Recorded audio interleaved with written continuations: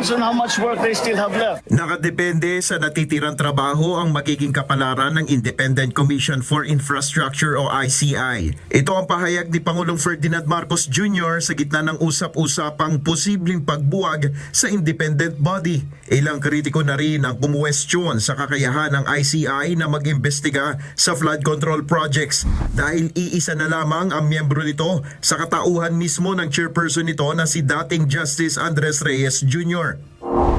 Ayon kay Pangulong Marcos, posibleng maglabas siya ng desisyon sa magiging estado ng Independent Commission for Infrastructure sa oras na matapos ang trabaho nito, partikular na ang pag-iimbestiga sa flood control projects anomaly.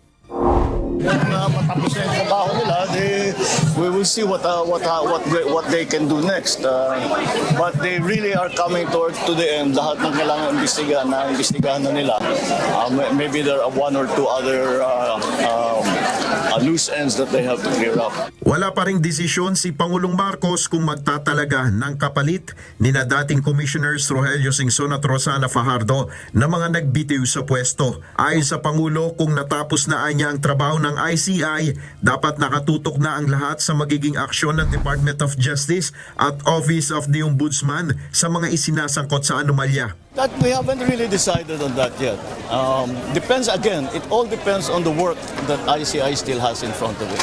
Pag kailangan pa, then we will. But if the work is done, kung naibigay na lahat ng information sa DOJ at saka sa Ombudsman, then the focus now of the investigation will go to the DOJ and the Ombudsman.